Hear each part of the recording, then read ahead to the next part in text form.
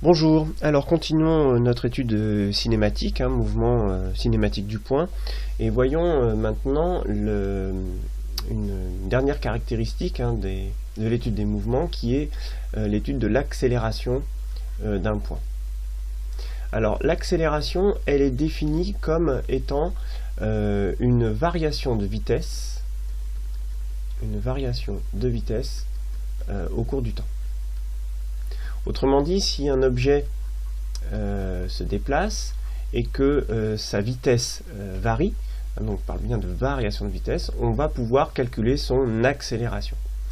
Alors, je vous montre on va prendre un exemple concret. Imaginons une trajectoire, un point qui est en train de se déplacer. Je vais étudier ce qui se passe au point M1 sur cette trajectoire et au point M2.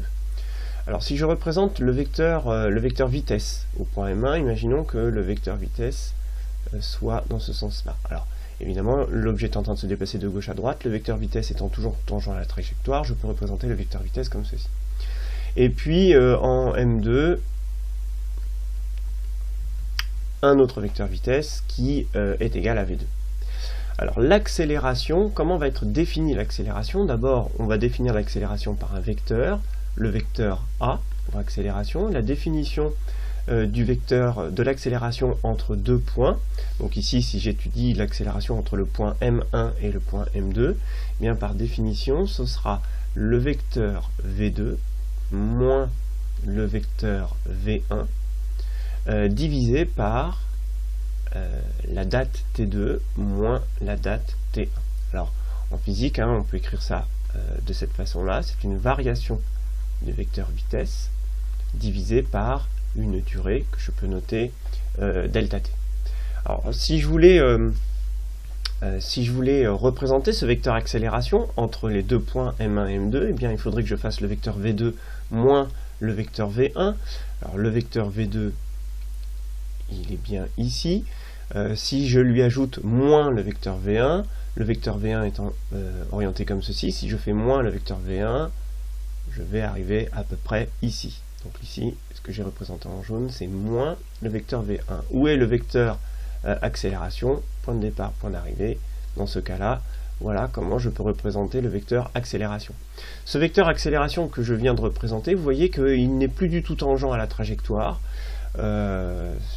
Donc vous pourrez être dans certains cas amené à représenter un vecteur accélération qui n'est plus du tout sur la trajectoire. C'est un petit peu perturbant peut-être au départ, mais c'est par définition c'est bien ça. Et ce que je viens de représenter ici, c'est le vecteur accélération entre le point M1 et le point M2. Autrement dit, ici c'est une accélération moyenne. Si je veux maintenant déterminer une accélération, non pas moyenne, mais une accélération instantanée, c'est-à-dire en un point bien précis, eh bien il va falloir que je prenne, par exemple si je veux une accélération moyenne en un point ici, qui est noté M3, l'accélération en moyenne au point M3, eh bien il va falloir que je prenne un point le plus proche possible avant M3 et le plus proche possible après M3 pour calculer finalement une accélération moyenne sur ce petit intervalle de temps. Donc je vais réduire l'intervalle de mes deux points pour finalement n'arriver presque plus qu'à un seul point. Donc finalement, ce qu'on appelle une accélération instantanée, c'est une accélération moyenne sur un tout petit intervalle de temps.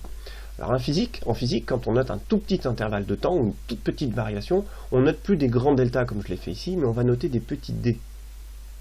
Autrement dit, j'écrirai dv sur dt. Donc le fait d'avoir mis un petit d signifie que l'intervalle est très petit. Mais ce que je viens d'écrire ici, ça a une signification mathématique. Quand j'écris ça en maths, cela signifie que je dérive, ce que je viens d'écrire, c'est la dérivée du vecteur v par rapport au temps. Autrement dit, on dérive un vecteur par rapport au temps t. Alors, ça va impliquer quoi? Eh bien, ça va tout simplement impliquer que si je veux trouver les coordonnées du vecteur accélération à une date t, donc coordonnées à x, à y, et puis à z si je suis en 3 dimensions, eh bien ça signifie tout simplement, comme le vecteur accélération est la dérivée du vecteur vitesse, cela signifie tout simplement que les coordonnées de l'accélération seront la dérivée des coordonnées du vecteur vitesse. Autrement dit, la dérivée de la coordonnée Vx, donc la dérivée en physique, je vous l'expliquais dans la vidéo précédente, on va la noter Vx. À y, ce sera la dérivée de la coordonnée y de la vitesse, donc Vy point, et en z, pareil pour la coordonnée Vz. Dans la vidéo précédente, je vous avais dit que, je peux le remettre ici, hein, que, je vais remettre là pour pas tout mélanger, que Vx était la dérivée de la position x. Donc finalement, puisque Vx est la dérivée de la position x, quand je redérive à Vx, c'est comme si je dérivais deux fois la coordonnée x du point. Je dérive deux fois, en maths vous notez f', en physique on notera x point point. Ça veut dire la dérivée seconde de x. En y, ce sera la dérivée seconde de y, et en z, la dérivée seconde de z. Si vous voulez avoir maintenant la valeur de l'accélération, autrement dit la norme du vecteur accélération, eh bien là on utilisera la relation mathématique suivante, somme des coordonnées au carré, autrement dit x point point au carré, plus y point point au carré, plus z point point au carré. Voilà, voilà l'accélération. En quelle unité on va mesurer cette accélération? Vous voyez que cette accélération, l'accélération c'est une variation de vitesse par unité de temps. La vitesse étant exprimée en mètres par seconde, le temps étant exprimé en secondes, eh bien vous aurez une accélération en mètres par seconde au carré. Voilà l'unité de mesure d'une accélération. Alors, on peut propose un exemple, et reprendre un exemple calculatoire. Alors, l'exemple qu'on avait pris dans les vidéos précédentes, si je pars d'un mouvement dont les équations horaires sont définies par x égale, alors que je reprenne les expressions qu'on avait vues précédemment, donc 2t plus 3 et y est égal à 4t plus 2. Alors, à partir de ça, on avait défini la trajectoire. Je ne le refais pas, on l'a fait dans les vidéos précédentes. La trajectoire de cet objet avait pour équation y est égal à 2x moins 4. Alors, vous vous rappelez ce que ça signifie, hein? Ça signifie que si je représente dans un repère x, o, y, cette trajectoire, donc 2x moins 4, je vais avoir quelque chose qui ressemble à ça. Je ne le fais pas précisément, mais on a une équation de droite affine. À partir de ça, on avait pu déterminer les coordonnées du vecteur vitesse. Donc les coordonnées du vecteur vitesse, hein, Vx et Vy, Vx étant la dérivée de la coordonnée x, Vy la dérivée de la coordonnée y. Donc ici, quand vous dérivez x, 2t plus 3, la dérivée de 3 c'est 0, la dérivée de 2t c'est 2. Pour y, la dérivée de 2 c'est 0, la dérivée de 4t c'est 4. Hein, vous avez ici deux fonctions affines. Alors, on avait vu ici que finalement, comme les coordonnées du vecteur vitesse sont constantes, eh bien ça signifie que le vecteur vitesse est constant. Alors si on représente ce vecteur avec ses coordonnées 2 et 4, si je le représente par exemple ici en ce point, je vais avoir un vecteur vitesse qui va être comme ceci. Et puis je pourrais le représenter en ce point-là, même coordonnées, donc même longueur. Le vecteur vitesse est constant, même sens, même direction, même valeur. Donc on le représente évidemment comme ceci. Il est tangent toujours évidemment, et là on a la preuve par les coordonnées que le vecteur vitesse est bien tangent à la trajectoire. Ici la trajectoire est droite, donc le vecteur vitesse est sur la droite. Maintenant, si je veux déterminer le vecteur accélération sur cette trajectoire, donc le vecteur accélération, il est défini donc par deux coordonnées ax et ay ici, puisque je suis en deux dimensions. La coordonnée ax, ce sera la dérivée de Vx, la coordonnée ay, la dérivée de Vy. Donc vous voyez ici que la dérivée de Vx, la dérivée de 2, c'est 0, et la dérivée de 4, c'est 0. Autrement dit, ici, eh bien, il n'y a pas d'accélération. Alors c'est bien normal qu'il n'y ait pas d'accélération. J'aurais le droit d'écrire que l'accélération est nulle. Pourquoi c'est normal? Parce qu'on vient de dire avant que la vitesse est constante. Si la vitesse est constante, la vitesse ne varie pas. Or, comme l'accélération permet de calculer la variation de vitesse, puisque la vitesse ne varie pas, il n'y a pas d'accélération. Juste une petite remarque, quand on parle d'accélération, on peut avoir deux types d'accélération. Une accélération, c'est une variation de vitesse. Donc en fait, on peut avoir deux cas. Soit la vitesse augmente, et dans ce cas-là, on a effectivement dans le langage courant ce qu'on appelle une accélération, une augmentation de vitesse, mais la vitesse peut diminuer aussi. Et dans ce cas-là, en physique, on définit aussi une accélération. Dans le langage courant, on n'appelle plus ça une accélération, on va appeler ça une décélération ou bien un ralentissement.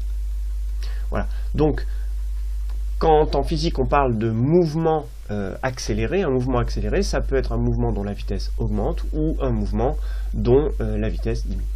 Voilà la définition de l'accélération. Je terminerai juste en vous disant qu'il y a une accélération que vous connaissez, qui est l'accélération de la pesanteur. Alors l'accélération de la pesanteur, elle est notée G, elle vaut 9,81 mètres par seconde au carré. À l'altitude z égale 0, ça signifie quoi cette accélération de la pesanteur? Eh bien ça signifie que si vous lâchez un objet en chute libre, si on étudie un mouvement de chute libre, et si en plus il n'y a pas de frottement, donc autrement dit si on étudie un mouvement de chute libre dans le vide ou en absence de frottement, eh bien l'accélération de la pesanteur en fait caractérise la valeur de l'accélération de l'objet qui est en chute.